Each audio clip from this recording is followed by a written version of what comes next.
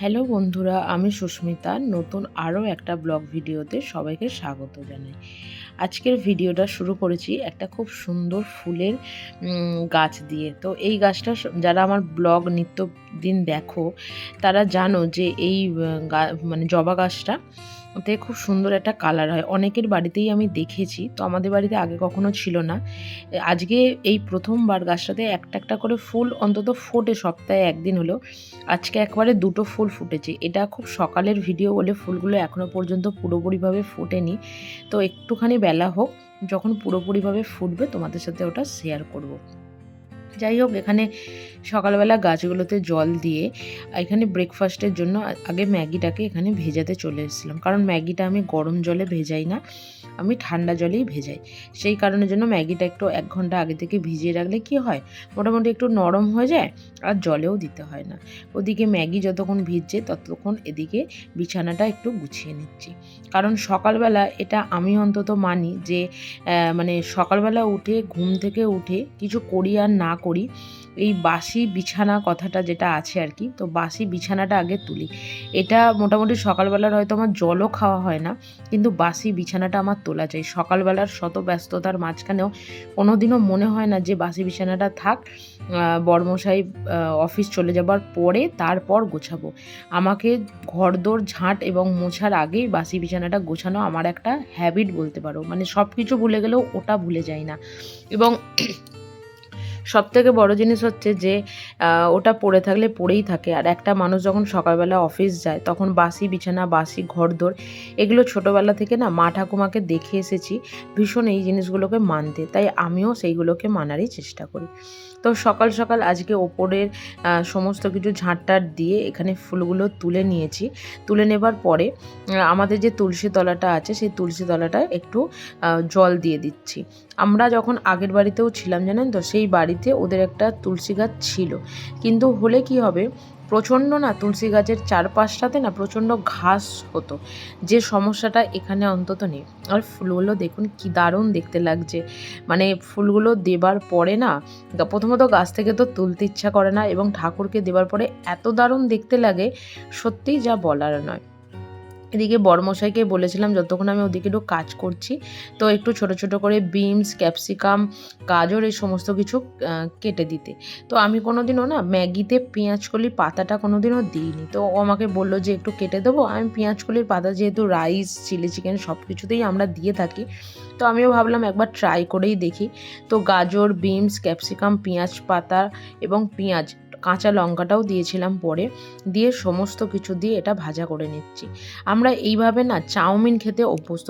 প্রথম যখন ম্যাগি যখন হয়তো প্রথম আমরা খেতে শিখেছিলাম বা নিয়ে এসেছিলাম বাড়িতে, তখন কিন্তু ওই সেদ্ধ করেই খাওয়াটা হতো, এবং ওই সেদ্ধ করে খাওয়াটা না আমার বিশেষ খুব একটা ভালো লাগে না। মানে যতটা পরিমাণ হয়তো এইভাবে চাউমিনের মতন করে ম্যাগিটা করতে পারবো, ততটা পরিমাণে ম্যাগিটা হয়তো ওইভাবে খেতে পারবো না।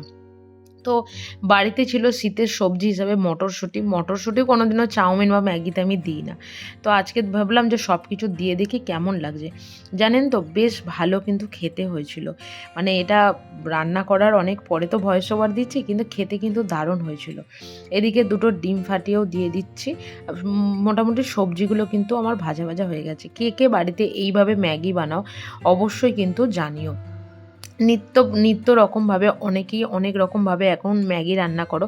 অনেককেই দেখেছি ইউটিউবের ভিডিও হিসাবে যে ময়দার মধ্যে বেশ ম্যাগির বা চাউমিনের একটা এইভাবে এরকম একটা পুর করে দিয়ে খুব সুন্দরভাবে সেটাকে তেলের মধ্যে ডিপ ফ্রাই করা। আমি একদিন চেষ্টা করব ওটা করার, কোনো দিনও করে উঠিনি। তো এখানে ম্যাগিটা ডিম দিয়ে সমস্ত সবজি দিয়ে মোটামুটি আমার মিক্স হয়ে গেছে।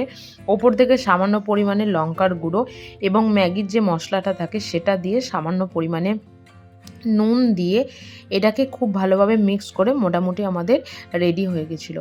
সকালবেলার এই রেগুলারের ব্রেকফাস্ট কি হবে, এটা যেন একটা সত্যি কথায় ভেবে ওঠাটা না খুব সমস্যার জিনিস।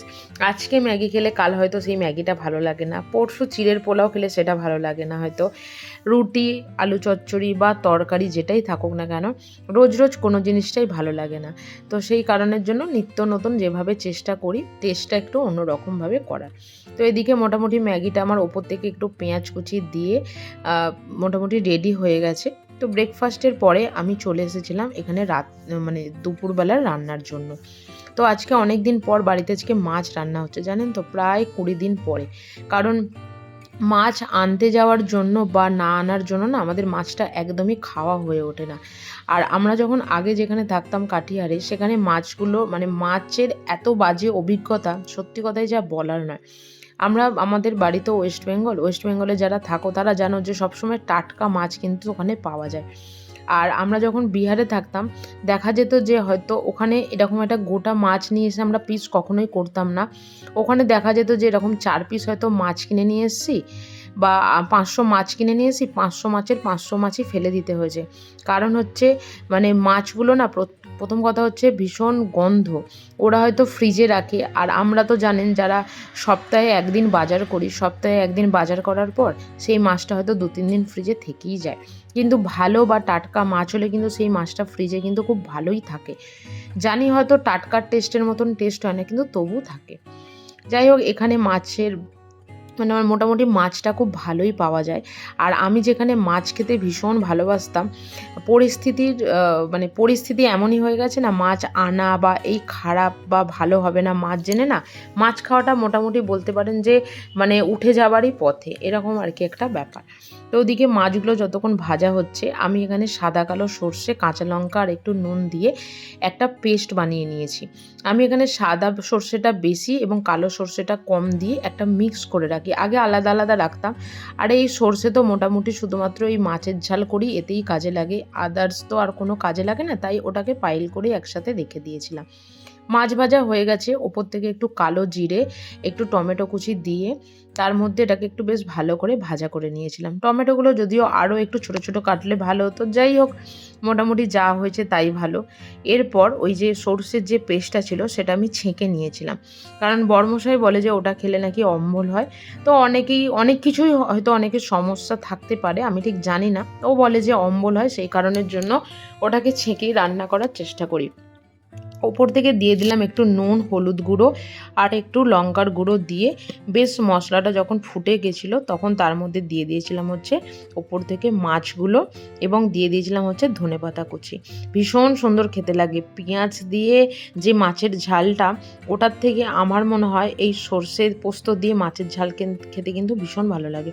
আজকে আর পোস্ত দিইনি জানেন তো, আজকে দিয়েছি কিন্তু সর্ষে। এত ভালো লাগে কোনো নিরামিষ আপনার মানে নিরামিষও বলতে পারেন যে ফুলকপি আলুর তরকারি বা বাঁধাকপি যেটাই হোক না কেন, কোনো সময় যদি নিরামিষে করেও থাকা যায়, এই সর্ষে পোস্ত দিয়ে মাছের ঝাল হলে না বেশ ভালো কিন্তু খেতে লাগে। তো খাওয়া দাওয়া আজকে কমপ্লিট, তার কারণ হচ্ছে আগের দিনের একটু তরকারি আর ডাল ছিল এবং সেখানে একটুখানি আলু ভাজা আর ওই মাছের ঝালটাই আজকে করেছিলাম, করে ওটা দিয়ে আজকে আমাদের লাঞ্চটা হয়ে গেছিলো। এদিকে আজকে জানি না কেন লাঞ্চের পর প্রচুর বাসন পড়েছিল, যেখানে অন্যদিন একটু অল্প বাসন কোসন পড়ে থাকে, আজকে প্রচুর। এই যে চামচের স্ট্যান্ডটা দেখছেন, এটা না অনলাইন থেকে কিনেছি। এটা কেনার পর থেকেই জানেন তো, কিছু না হোক চামচগুলো অন্তত মানে সময় মতন খুঁজে পাওয়া যায়। আর না হলে আগে কি হতো, আগে একদমই খুঁজে পাওয়া যেত না। তো পরের ব্লগে এটা শেয়ার করব, চামচগুলো যে গোছানো খুব ভীষণ একটা ভালো জিনিস। আর চামচের যে নর্মাল যে মানে স্ট্যান্ডগুলো যেগুলো কিনতে পাওয়া যায়, ওগুলো আমার কাছে নেই, তাই এটা দিয়েই কাজ চালানো। তো চলুন, আপনাদের সাথে কথা বলতে বলতে আমার বাসনগুলোও মোটামুটি পরিষ্কার করে সমস্ত কিছু ধোয়া হয়ে গেছে। আজকের ব্লগটা এখানেই শেষ করলাম। যদি কিছু ভালো লেগে থাকে অবশ্যই লাইক করো, শেয়ার করো এবং চ্যানেলটি অবশ্যই সাবস্ক্রাইব করে রেখো। ভালো থেকো, সুস্থ থেকো।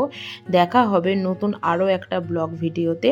এবং পাশে থাকার জন্য অনেক বন্ধুরা কমেন্ট করেছো যে খুব ভালো ব্লগ হয়েছে, খুব ভালো ভিডিও হয়েছে। জানি না কতটা ভালো করতে পেরেছি বা পারছি, তবু চেষ্টা করি। যদি কিছু ভালো লাগে অবশ্যই একটা লাইক করে দিও। ভালো থেকো, দেখা হবে পরে, টাটা।